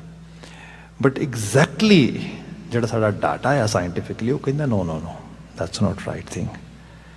ਜਿਹੜਾ ਬੱਚੇ ਦਾ ਬ੍ਰੇਨ ਆ ਜਿਹਦੇ ਨਾਲ ਉਹਦੀ ਕੋਗਨੀਸ਼ਨ ਫੰਕਸ਼ਨਿੰਗ ਸਾਰੀ ਬਾਅਦ ਦੇ ਵਿੱਚ ਜਿਹਨੇ ਜਿਹੜਾ ਆ ਉਸ ਤਰੀਕੇ ਦੇ ਨਾਲ ਐਕਟ ਕਰਨਾ ਆ, ਉਹ ਸਾਰਾ ਪਹਿਲੇ 18 ਮਹੀਨਿਆਂ 'ਚ ਬਣ ਜਾਂਦਾ। 18 ਮਹੀਨਿਆਂ 'ਚ, ਪਹਿਲੇ 18 ਮਹੀਨਿਆਂ 'ਚ ਜਦੋਂ ਤੁਸੀਂ ਸੋਚਦੇ ਹੋ ਤਾਂ ਪਤਾ ਹੀ ਕੁਛ ਨਹੀਂ ਹੈਗਾ ਇਹ ਤਾਂ ਬਿਲਕੁਲ। ਹੁਣ ਉਹਦੇ 'ਚੋਂ ਕਹਿੰਦੇ ਇੰਟਰੈਕਸ਼ਨ ਕਰੋ। ਇੰਟਰੈਕਸ਼ਨ ਕਿਵੇਂ ਕਰੋ? ਸਪੋਜ਼ ਕਰੋ ਉਹਨੂੰ ਦੁੱਧ ਵੀ ਪਿਆਣਾ ਆ ਅਤੇ ਉਹਨੂੰ ਤਾਂ ਕੋਈ ਪਤਾ ਨਹੀਂ ਗਾ ਉਹਨੂੰ ਕਿਹਾ ਜਾਏ। ਅਤੇ ਆਪ ਨੂੰ ਦੇਖੋਗੇ ਜੇ ਕਿਤੇ ਟਰੈਡੀਸ਼ਨਲ ਜਿਹੜੇ ਹੈਗਾ ਪੈਰੈਂਟਿੰਗ ਮਾਡਲ 'ਚ ਦੇਖੋਗੇ ਤੇ ਮਾਵਾਂ ਛੋਟੇ ਛੋਟੇ ਬੱਚਿਆਂ ਨੂੰ ਆਵਾਜ਼ਾਂ ਦੇ ਕੇ ਗੱਲਾਂ ਕਰਦੀਆਂ, ਉਹਦਾ ਨਾਂ ਲੈ ਕੇ, ਅੱਛਾ ਤੁਹਾਨੂੰ ਭੁੱਖ ਲੱਗੀ ਹੈ ਹੁਣ ਤੁਸੀਂ ਖਾਣਾ ਆ, ਤੁਸੀਂ ਸੌਣਾ ਆ, ਮਤਲਬ ਇਸ ਤਰੀਕੇ ਨਾਲ ਇੰਟਰੈਕਸ਼ਨ। ਇਹਦਾ ਮਾਇਨਾ ਇਹ ਹੈ ਕਿ ਤੁਸੀਂ ਉਹਨੂੰ ਇੰਪੋਰਟੈਂਸ ਦੇ ਰਹੇ ਹੋ, ਉਹਦੀ ਜਿਹੜੀ ਸ਼ਖਸੀਅਤ ਆ ਉਹਨੂੰ ਤੁਸੀਂ ਰਿਕਗਨਾਈਜ਼ ਕਰ ਰਹੇ ਹੋ। ਜੇ ਤੁਸੀਂ ਇਸ ਲੈਵਲ 'ਤੇ ਕਰੋਗੇ ਉਹ ਉਦੋਂ ਹੀ ਉਸਰਨੀ ਸ਼ੁਰੂ ਹੋ ਜਾਏਗੀ। ਹੁਣ ਜਿਹਨੂੰ ਇੰਨੇ ਸਾਲ ਪਹਿਲਾਂ ਰਿਕਗਨਾਈਜ਼ ਹੀ ਨਹੀਂ ਕੀਤਾ, ਉਹਦੀ ਹੋਂਦ ਅਨਹੋਂਦ ਉਸ ਰੂਪ ਵਿੱਚ ਹੈ ਹੀ ਨਹੀਂ ਫੈਮਿਲੀ ਦੇ ਵਿੱਚ, ਜਿਹਨੂੰ ਹਾਲਾਂਕਿ ਬਾਤ ਤੇ ਤੱਕ ਕੀਤੀ ਕਿ ਘਰ ਦੇ ਵਿੱਚ ਕੋਈ ਵੀ ਤੁਸੀਂ ਈਵਨ ਛੋਟਾ ਜਿਹਾ ਕੋਈ ਖਰੀਦਦਾਰੀ ਵੀ ਕਰਨੀ ਹੈ, ਕੁਛ ਵੀ ਕਰਨੀ, ਡਿਸੀਜਨ ਤੁਸੀਂ ਬਣਾਉਣਾ ਬਿਨਾਂ ਸ਼ੱਕ, ਬੱਚਿਆਂ ਨੂੰ ਇਨਵੋਲਵ ਕਰੋ ਵਿੱਚ। ਤੁਸੀਂ ਆਪਣੇ ਕੈਰੀਅਰ ਬਾਰੇ ਗੱਲ ਕਰਨੀ ਤਾਂ ਵੀ ਬੱਚੇ ਨੂੰ ਇਨਵੋਲਵ ਕਰੋ ਤਾਂ ਕਿ ਪਾਰਟ ਐਂਡ ਪਾਰਸਲ ਬਣ ਸਕੇ ਉਹ ਉਸ ਰੂਪ ਦੇ ਵਿੱਚ। ਸੋ ਗੱਲ ਇਹ ਹੈ ਮਨ ਦੀ ਦੁਨੀਆ ਤੇ ਪੂਰੀ ਹੈ, ਆਤਮਾ ਦੀ ਦੁਨੀਆ ਤੇ ਪੂਰੀ ਹੈ, ਭਾਵੇਂ ਸਰੀਰ ਅਜੇ ਉਸ ਰੂਪ ਦੇ ਵਿੱਚ ਨਹੀਂ ਗਾ। ਜਿਹੜਾ ਗੁਰੂ ਮਹਾਰਾਜ ਬਿਆਨ ਕਰਦੇ ਨਾ ਕਿ ਤੇਰੀ ਟੇਕ ਤੇਰਾ ਆਧਾਰ, ਮਨ ਜਿਹੜਾ ਆ ਸਾਡਾ ਇਹ ਟੇਕ ਤੇ ਆਧਾਰ ਲੱਭਦਾ। ਹੁਣ ਜਦੋਂ ਮਨ ਨੂੰ ਸੰਸਾਰ ਦੇ ਵਿੱਚ ਉਸ ਤਰੀਕੇ ਦੇ ਨਾਲ ਉਹਨੂੰ ਸ਼ਾਬਾਸ਼ੇ ਨਹੀਂ ਮਿਲਦੀ, ਉਹਨੂੰ ਉਸ ਤਰੀਕੇ ਦਾ ਸਪੇਸ ਨਹੀਂ ਮਿਲਦਾ, ਤੇ ਫਿਰ ਉਹ ਸੋਚਦਾ ਆ ਕਿ ਮੈਨੂੰ ਸਪੇਸ ਵੱਡਾ ਆਪ ਕਰਨਾ ਪਏਗਾ। ਫਿਰ ਉਹ ਆਮ ਕਰਕੇ ਤੁਸੀਂ ਦੇਖਿਆ ਹੋਏਗਾ ਬੱਚੇ ਸੋਚਦੇ ਨੇ ਜਦੋਂ when I'm gonna be breadwinner for this family then they gonna ਲਿਸਨ ਮੀ। ਉਨੀ ਦੇਰ ਤੱਕ ਨੇ ਨਾ ਗੱਲ ਸੁਣਨੀ ਮੇਰੀ, ਕਿਉਂਕਿ ਡੈਡ ਦੀ ਗੱਲ ਤਾਂ ਸੁਣੀ ਜਾਂਦੀ ਹੈ, ਮੋਮ ਦੀ ਗੱਲ ਤਾਂ ਸੁਣੀ ਜਾਂਦੀ ਕਿਉਂਕਿ ਮੋਮ ਬ੍ਰੈਡ ਵਿਨਰ ਹੈ, ਡੈਡ ਬ੍ਰੈਡ ਵਿਨਰ ਆ, ਮੈਂ ਵੀ ਬਣਨਾ ਆ ਛੇਤੀ। ਸੋ ਫਿਰ ਟੇਕ ਆਧਾਰ ਮਾਇਆ, ਸਰਮਾਇਆ, ਪੈਸਾ, ਇਹੋ ਜਿਹੀਆਂ ਚੀਜ਼ਾਂ ਤੇ ਆਉਣਾ ਸ਼ੁਰੂ ਹੋ ਜਾਂਦਾ ਹੈ। ਬੰਦਾ ਉਸ ਪਾਸੇ ਨੂੰ ਭੱਜਣਾ ਸ਼ੁਰੂ ਕਰ ਦਿੰਦਾ ਹੈ ਤੇ ਲੌਂਗ ਰਨ ਦੇ ਵਿੱਚ ਇਹ ਮਨ ਫਿਰ ਭਟਕ ਜਾਂਦਾ ਹੈ। ਅਸਲ ਵਿੱਚ ਮਨ ਦੀ ਟੇਕ, ਮਨ ਦਾ ਆਧਾਰ ਜਿਹੜਾ ਆ ਕਿਸੇ ਸਪਿਰਿਚੁਅਲ ਮੰਡਲ ਤੇ ਹੈ। ਜੇ ਮਨ ਨੂੰ ਸਪੋਜ਼ ਕਰੋ ਕੋਈ ਕਿਸੇ ਕਿਸਮ ਦਾ ਤੋਖਲਾ, ਕੋਈ ਡਰ, ਕੋਈ ਕਿਸੇ ਕਿਸਮ ਦਾ ਚਿੰਤਾ, ਕੋਈ ਫਿਕਰ ਸਤਾਏ, ਤੇ ਜਿਹੜਾ ਸਭ ਤੋਂ ਆਈਡੀਅਲ ਚੀਜ਼ ਹੈ ਉਹ ਹੈਗੇ ਕਿ ਮਨ ਪ੍ਰਾਰਥਨਾ ਵਿੱਚ ਜਾਏ, ਪ੍ਰੇਅਰ ਕਰੇ, ਅਕਾਲ ਪੁਰਖ ਵਾਹਿਗੁਰੂ ਵੱਲ ਦੇਖੇ, ਉਸ ਅਹਿਸਾਸ ਵਿੱਚ ਆਵੇ, ਸ਼ਕਤੀ ਮਿਲੇਗੀ ਉਹਨੂੰ। ਸੰਸਾਰ ਗਵਾਚੇਗਾ ਨਹੀਂ, ਨਾ ਬਣੇਗਾ। ਅੱਜ ਮਾਡਰਨ ਮੈਡੀਕਲ ਸਾਇੰਸਿਸ ਵਿੱਚ ਇਹ ਬਾਤ ਕਹੀ ਜਾ ਰਹੀ ਕਿ ਸਪਿਰਿਚੁਅਲਿਟੀ ਜਿਹੜੀ ਅਸੈਂਸ਼ੀਅਲ ਪਾਰਟ ਹੈ ਸਾਡੇ ਮੈਂਟਲ ਹੈਲਥ ਦਾ। ਜੇ ਇਹਦੇ ਤੋਂ ਤੁਸੀਂ ਉਹਨੂੰ ਤੋੜ ਦਿਓਗੇ ਉਹ ਕਦੀ ਵੀ ਹੈਲਦੀ ਨਹੀਂ ਹੋ ਸਕੇਗਾ। ਗੁਰੂ ਬਾਬਾ ਜੀ ਆਪਣੇ ਮਨ ਨਾਲ ਬਾਤ ਕਰਦੇ ਹੋਏ ਸਾਨੂੰ ਸਮਝਾਉਂਦੇ, ਆ ਤੇਰਾ ਟੇਕ, ਤੇਰੀ ਟੇਕ ਤੇਰਾ ਆਧਾਰ, ਇਹ ਸਮਝ ਆ ਜਾਏ। ਮਨ ਦਾ ਆਧਾਰ ਕਰਤਾਰ ਹੈ, ਮਨ ਦਾ ਆਧਾਰ ਇਹਨੂੰ ਸਿਰਜਣਹਾਰ ਹੈ, ਉਹਦੇ ਵੱਲ ਦੇਖੇ। ਇਹ ਰਹਾਓ ਦਾ ਪਦ ਹੈ ਸ਼ੁਰੂਆਤੀ ਬੰਦਾਂ 'ਚ, ਬਿਲਕੁਲ ਐਗਜ਼ੈਕਟਲੀ ਇਹੋ ਚੀਜ਼ ਦੁਬਾਰਾ ਕਹੀ ਗਈ। ਤੁਧ ਬਿਨ ਦੂਜਾ ਨਾਹੀ ਕੋਏ, ਤੂੰ ਕਰਤਾਰ ਕਰਹਿ ਸੋ ਹੋਏ। तुद बिन दूजा, उस तो बिना कुछ होर है ही नहीं, ਉਹਦਾ रूप ही रूप है चार चपेरे। कोई भी चीज़ ਜਿਹੜੀ ਅਸੀਂ ਆਲੇ ਦੁਆਲੇ ਦੇਖ ਰਹੇ ਹੈਗੇ ਆ, ਮਦਰ ਨੇਚਰ ਦੇ ਹੁਕਮ ਦੇ ਵਿੱਚ ਇਵੋਲਵ ਹੋਈ ਹੈ। मतलब मिट्टी, पानी, हवा रूप वटा रही है, सारे का सारा रूप ही वटाया गया सारा। ये तू करता तुद बिन दूजा ना ही कोई, तू करतार करें सो होए, ਉਹਦੇ ਤੋਂ ਬਿਨਾ ਹੋਰ ਹੈ ਕੀ ਹੈ? ਉਹ ਆਪ ਹੀ ਤੇ ਵਸ ਰਿਹਾ ਸਾਰਾ। ਅਸੀਂ ਰੱਬ ਨੂੰ ਓੰਕਾਰ ਕਹਿੰਦੇ ਆ। ਬਾਣੀ ਜਿਹੜੀ ਹੈ ਓੰਕਾਰ, ਇੱਕ ਓੰਕਾਰ, ਓੰਕਾਰ ਅਕਾਲ ਪੁਰਖ ਵਾਹਿਗੁਰੂ, ਇਹ ਉਹਦਾ ਨਾਉਨ ਆ ਗੁਰੂ ਗ੍ਰੰਥ ਸਾਹਿਬ ਦੇ ਵਿੱਚ। ਬਾਕੀ ਸਾਰੇ ਐਡਜੈਕਟਿਵ ਨੇ। ਓੰਕਾਰ ਦੀ ਵਿਆਖਿਆ ਗੁਰੂ ਗ੍ਰੰਥ ਸਾਹਿਬ ਵਿੱਚ ਵੀ ਪਈ ਹੈ ਪੂਰੀ, ਦੱਖਣੀ ਓੰਕਾਰ ਦੀ ਬਾਣੀ ਲਿਖੀ ਇਹਦੇ ਉੱਤੇ। ਭਾਈ ਗੁਰਦਾਸ ਨੇ ਵੀ ਕੀਤੀ ਹੈ ਖੂਬ ਸਾਰੀ। ਭਾਈ ਗੁਰਦਾਸ ਜੀ ਦੇ ਪਦੇ ਪੜ੍ਹਦੇ ਆ, ਉਹ ਕਹਿੰਦੇ ਓੰਕਾਰ ਕੀ ਹੈ? ਓੰਕਾਰ ਆਕਾਰ ਕਰ ਏਕ ਕਵਾਓ ਪਸਾਓ ਪਸਾਰਾ। ਓੰਕਾਰ ਉਹੀ ਹੈ ਜਿਸ ਓੰਕਾਰ ਦੇ ਵਿੱਚ ਸਾਰੇ ਰੂਪ ਬਣ ਰਹੇ ਨੇ, ਜਿਹਨੂੰ ਗੁਰੂ ਨਾਨਕ ਸਾਹਿਬ ਨੇ ਕਿਹਾ ਸੀ ਹੁਕਮੀ ਹੋਵਨ ਆਕਾਰ। ਜਿਸ ਹੁਕਮੀ ਤੇ ਹੁਕਮ ਦੇ ਵਿੱਚ ਸਾਰਾ ਕੁਝ ਬਣ ਰਿਹਾ, ਉਹ ਓੰਕਾਰ ਆ। ਸਭ ਜੋ ਹੈ, ਸਭ ਦਿਸਦਾ ਜਿਹੜਾ ਓੰਕਾਰ ਆ। ਓੰਕਾਰ ਆਕਾਰ ਕਰ ਏਕ ਕਵਾਓ ਪਸਾਓ ਪਸਾਰਾ। ਭਾਈ ਸਾਹਿਬ ਗੱਲ ਤੇ ਠੀਕ ਹੈ, ਪਰ ਇਤਨੀ ਫਿਲਾਸਫੀਕਲ ਹੈ, ਸਮਝ ਨਹੀਂ ਆਉਂਦੀ, ਪਕੜ ਨਹੀਂ ਆਉਂਦੀ। ਆਖਰਕਾਰ ਕਹਿ ਕੀ ਰਹੇ ਹੋ ਤੁਸੀਂ? ਕਈ ਵਾਰ ਸੁਰਤ 'ਚ ਗੱਲ ਪਕੜ 'ਚ ਨਾ ਹੁੰਦੀ। ਉਹਨਾਂ ਨੈਕਸਟ ਲਾਈਨ 'ਚ ਇਹਨੂੰ ਫਰਦਰ ਐਕਸਟੈਂਡ ਕਰਕੇ ਐਕਸਪਲੇਨ ਕੀਤਾ। ਓੰਕਾਰ ਆਕਾਰ ਕਰ ਏਕ ਕਵਾਓ ਪਸਾਓ ਪਸਾਰਾ। ਕਿਵੇਂ ਜੀ? ਪੰਜ ਤੱਤ ਪ੍ਰਵਾਨ ਕਰ ਘਟ ਘਟ ਅੰਤਰ ਤ੍ਰੀ ਪਵਨ ਸਾਰਾ। ਪੰਜ ਤੱਤ, ਜਿਹੜੇ ਪੰਜ ਤੱਤ ਨੇ, ਮਿੱਟੀ ਹੈ, ਹਵਾ ਆ, ਅੱਗ ਆ, ਪਾਣੀ ਹੈ, ਆਕਾਸ਼ ਤੱਤ ਆ, ਇਹ ਸਾਰੇ ਤੱਤ ਜਿਹੜੇ ਨੇ ਇਹਦੇ ਵਿੱਚ ਉਹ ਆਪ ਹੀ ਬੈਠਾ ਆ। ਇਹਨਾਂ ਪੰਜਾਂ ਤੱਤਾਂ 'ਚ ਸ਼ਕਤੀ ਹੈ। ਤੁਸੀਂ ਦੇਖੋ, ਆ ਜੀਵਨ ਹੈ, ਸਰੀਰ ਹੈ, ਇਹ ਚਲਾਉਣ ਵਾਸਤੇ ਹਵਾ ਲੈਂਦੇ ਆ, ਇਨਹੇਲ ਕਰਦੇ ਆ ਆਕਸੀਜਨ। ਆਕਸੀਜਨ ਵਿੱਚ ਜੀਵਨ ਦੇਣ ਦੀ ਤਾਬ ਹੈ, ਇਹਦੇ 'ਚ ਜੀਵਨ ਲੈਣ ਦੀ ਤਾਬ ਹੈ। ਕੁਦਰਤ ਨੇ ਇੱਕ ਹੁਕਮ ਬਣਾਇਆ ਹੈ। ਪਾਣੀ ਹੈ, ਪਾਣੀ 'ਚ ਐਨਰਜੀ ਹੈ, ਪਾਣੀ ਇਨਟੇਕ ਕਰਦੇ ਆ, ਖੂਨ ਨੂੰ ਸਫੁਰਤੀ ਮਿਲਦੀ ਹੈ। ਭੋਜਨ ਆ, ਭੋਜਨ 'ਚ ਐਨਰਜੀ ਹੈ, ਅਸੀਂ ਖਾਂਦੇ ਆ, ਅੰਦਰ ਜਾ ਕੇ ਬਲੱਡ ਸਟਰੀਮ ਬਣਦਾ ਸਾਰੇ ਦਾ ਸਾਰਾ। ਇਹ ਸਾਰਾ ਇੱਕ ਵੱਡਾ ਹੁਕਮ ਉਹਦਾ ਚੱਲ ਰਿਹਾ ਹੈ। ਇਸੇ ਕਰਕੇ ਗੁਰਮਤਿ ਨੇ ਕਿਹਾ, ਜਿਹੜੀ ਰੱਬ ਦੀ ਮੂਰਤੀ ਬਣਾ ਕੇ ਪੂਜਣ ਲੱਗ ਗਏ, ਕੋਈ ਰੱਬ ਦੇ ਨਾਂ 'ਤੇ ਧਰਮ ਮੰਦਰ ਬਣਾ ਲਿਆ, ਉਹਦੀ ਪੂਜਾ ਕਰਨ ਲੱਗ ਗਏ, ਇਹ ਚੀਜ਼ਾਂ ਸਭ ਬੰਦੇ ਨੂੰ ਇਲਿਊਜ਼ਨ, ਮਾਇਆ ਆ। ਕੋਈ ਅਵਤਾਰ ਬਣਾ ਲਿਆ, ਉਹਦੀ ਪੂਜਾ ਕਰਨ ਲੱਗ ਗਏ। ਗੁਰਮਤਿ ਕਹਿੰਦੀ ਜੀਵਨ ਨੂੰ ਜੀ ਮਾਣ ਤੇ ਇਹਦੇ ਵਿੱਚ ਹੰਡਾ, ਉਸ ਨੂੰ ਉਹਦਾ ਸਾਰ ਤੱਤ ਆ। ਇਹ ਸਾਰੀ ਗੁਰਬਾਣੀ ਇਸ ਗੱਲ ਦੇ ਉੱਤੇ ਖੜੀ ਹੈ। ਇੱਥੇ ਸਾਹਿਬ ਨੇ ਕਿਹਾ ਤੁਧ ਬਿਨ ਦੂਜਾ ਨਾ ਹੀ ਕੋਈ, ਤੇਰੇ ਤੋਂ ਬਿਨਾਂ ਦੂਜਾ ਹੈ ਹੀ ਕੋਈ ਨਹੀਂ। ਕਿੱਥੇ ਜਾਵਾਂਗਾ, ਕਿਹੜਾ ਤੇਰਾ ਮੰਦਰ ਲੱਭਾਂਗਾ, ਕਿਹੜਾ ਤੇਰਾ ਦਿਵਾਲਿਆ ਲੱਭਾਂਗਾ, ਕਿਹੜੀ ਜਗ੍ਹਾ ਤੇ ਜਾਵਾਂਗਾ, ਤੂੰ ਹੀ ਤੇ ਹੈ। ਤੁਧ ਬਿਨ ਦੂਜਾ ਨਾ ਹੀ ਕੋਏ, ਫਿਰ ਕਿਆ ਤੂੰ ਕਰਤਾਰ ਕਰੈ ਸੋ ਹੋਏ। ਕਿਹਨੂੰ ਉਲਾਮਾ ਦੇਵਾਂਗਾ ਤੇ ਕਿਹਨੂੰ ਮਾੜਾ ਕਵਾਂਗਾ? ਕਿਹਨੂੰ ਕਵਾਂਗਾ ਸ਼ੈਤਾਨ ਹੈ, ਆ ਭੈੜਾ ਆ, ਇਹ ਖਰਾਬ ਕਰ ਰਿਹਾ? ਤੂੰ ਹੀ ਤੇ ਹੈ ਸਭ ਥਾਵਾਂ ਤੇ। ਇੱਥੇ ਜਾ ਕੇ ਕਈ ਵਾਰੀ ਜਾਪ ਸਾਹਿਬ ਵੀ ਥੋੜਾ ਸਮਝ ਆਉਂਦਾ ਆ, ਜਦੋਂ ਅਸੀਂ ਬਚਨ ਪੜ੍ਹਦੇ ਆ ਨਾ, ਵੀ ਨਮੋ ਅੰਧਕਾਰੇ ਨਮੋ ਤੇਜ ਤੇਜੇ। ਸਾਰਾ ਹਨੇਰਾ ਤੇਰੇ ਚੋਂ ਪਸਰ ਰਿਹਾ, ਸਾਰੀ ਰੌਸ਼ਨੀ ਵੀ ਤੇਰੇ ਚੋਂ ਹੀ ਪਸਰ ਰਹੀ ਹੈ। ਤੇ ਇਹਨੂੰ ਜਦੋਂ ਡੀਪ ਲੈਵਲ ਤੇ ਲੈ ਜਾਈਏ, ਸਾਨੂੰ ਕੋਈ ਬੰਦਾ ਥੋੜਾ ਘੱਟ ਸਮਝਦਾਰ ਦਿਸੇ, ਅਸੀਂ ਕਹਿੰਦੇ ਆਏ ਹਾਏ ਕਿੱਥੇ ਮੂਰਖ ਦੇ ਪੱਲੇ ਪੈ ਗਏ। ਮੂਰਖ ਕਿੱਥੋਂ ਆ ਗਿਆ? ਕਿਤੋਂ ਨਹੀਂ ਆਇਆ, ਰੱਬ ਨੇ ਬਣਾਇਆ ਇਹਨੂੰ। ਬਹੁਤ ਰੋਸ਼ਨ ਦਿਮਾਗ, ਉਹ ਵੀ ਰੱਬ ਨੇ ਬਣਾਇਆ। ਇਹ ਉਹਦਾ ਨਿਯਮ ਹੈ ਸਾਰਾ ਦਾ ਸਾਰਾ। ਨਮੋ ਕਲਹ ਕਰਤਾ, ਕਲੇਸ਼ ਪੰਜਾਬੀ ਦਾ ਖਾਣ ਹੈ।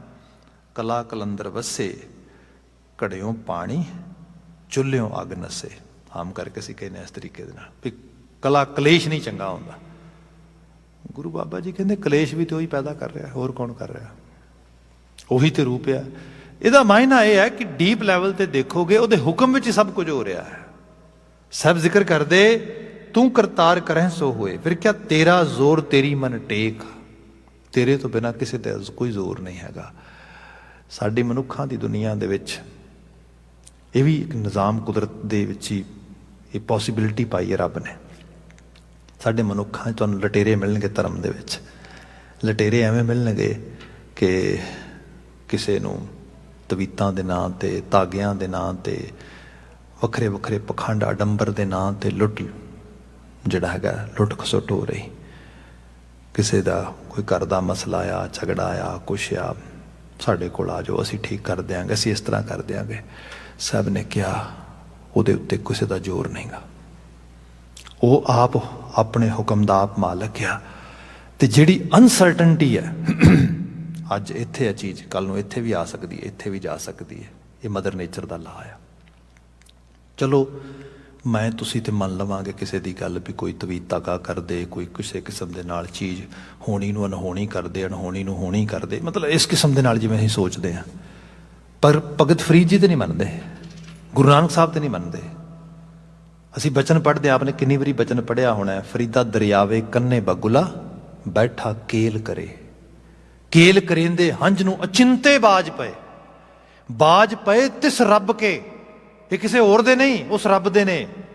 ਕੇਲਾਂ ਵਿਸਰੀਆਂ ਜੋ ਮਨ ਚਿਤ ਨਾ ਚੇਤੇ ਸਨ, ਸਾ ਗੱਲ ਨਹੀਂ ਰੱਬ ਕੀਆਂ। ਚਿੱਤ ਚੇਤੇ ਚ ਹੀ ਨਹੀਂ ਜਿਹੜੀਆਂ, ਜਿਹਦਾ ਖਿਆਲ ਹੀ ਕੋਈ ਨਹੀਂ ਵੀ ਕੀ ਹੋਣਾ ਤੇ ਕਿਸ ਰੂਪ ਵਿੱਚ ਵਾਪਰਨਾ ਹੈਗਾ। ਇਹ ਸਭ ਚੀਜ਼ਾਂ ਦਾ ਕੋਈ ਅਹਿਸਾਸ ਨਹੀਂਗਾ। ਬੰਦਾ ਕਹੇ ਤੇਰਾ ਜ਼ੋਰ ਤੇਰੀ ਮਨ ਟੇਕ, ਜ਼ੋਰ ਉੱਤੇ ਰੱਖ, ਉਹਦੀ ਤੇ ਟੇਕ ਰੱਖ।